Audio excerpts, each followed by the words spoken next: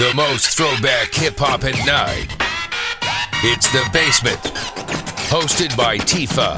Only on 106.3. It's The Basement, the most throwback hip-hop on 106.3. Your girl Teefa.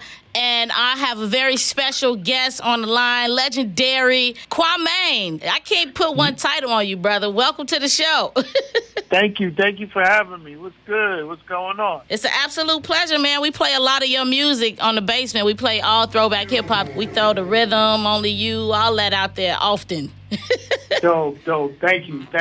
So back in the day, a lot of hip-hop artists did a lot to really stand out and be different and separate yourself from so many other hip-hop artists back then. Well, you know, it was an unwritten rule. You can't do what another person does. Oh. If you did anything like another person without that other person's endorsement, you was whack. You were automatically just whack.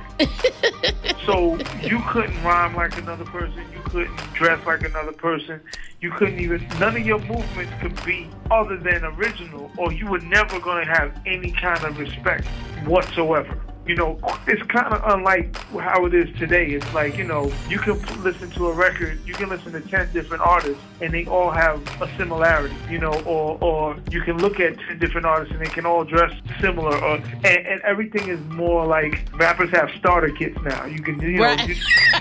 you put these things, you got to have these certain things on, and you got to rhyme, and this is how you can be a rapper.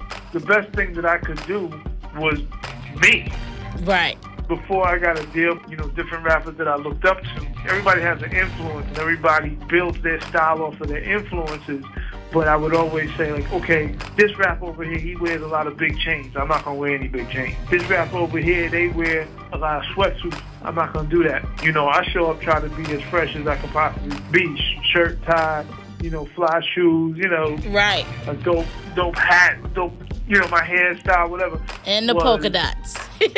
With the polka dot, that was nothing ever thought of as, okay, this is going to be the gimmick. Right. Or whatever. You know what I'm saying? It was never that. The way it happened, I like to wear black and white, so I bought a white shirt with black dots on it and a black tie with white dots on it and socks to match.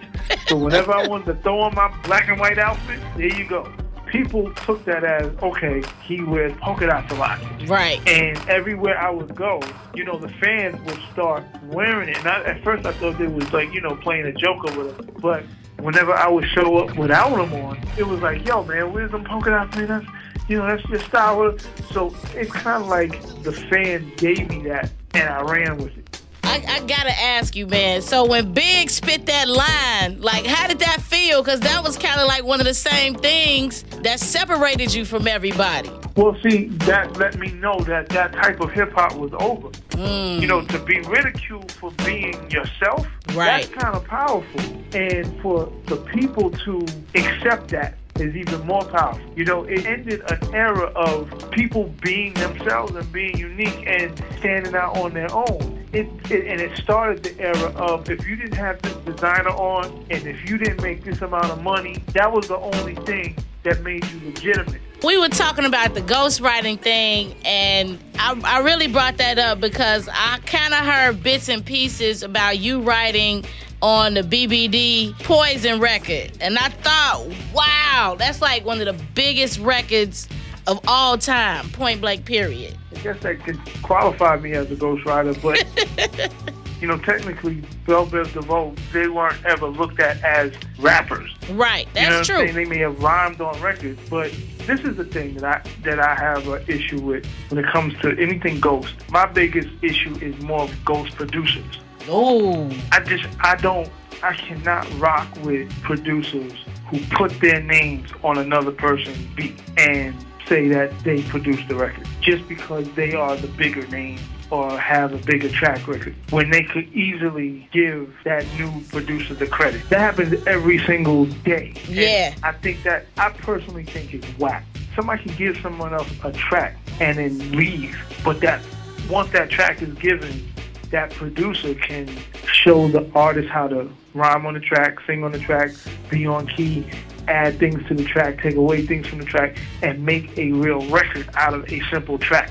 That's what a producer does. If you do it in that sense, and you put your name on it, at least give the person who made the track credit for making the track. If you could name one moment in hip-hop or one memory that was the greatest memory for you, what would that be? One of my childhood idols was Slick Rick and Dana Dane. Gotcha. Like that whole crew was called the Kango Crew, and just their whole style and the way they approach stuff. That was one of my major influences. Mm-hmm. So one day when I was recording my first album, it wasn't even out yet. I have a cut on my album called Sweet Thing, and it's a remake of Shaka Khan's Sweet Thing. And so one day after school, I go to the studio to finish recording, and I walk into the studio, and my tape, because that's when, back then we recorded records on tape. Yep. The tape to my Sweet Thing was in the studio on the floor, and another version of Sweet Thing was playing, another rap version. Mm-hmm. So, and Dana was rapping over it. So I came in hot, like, yo, who's stealing my stuff? Yo, I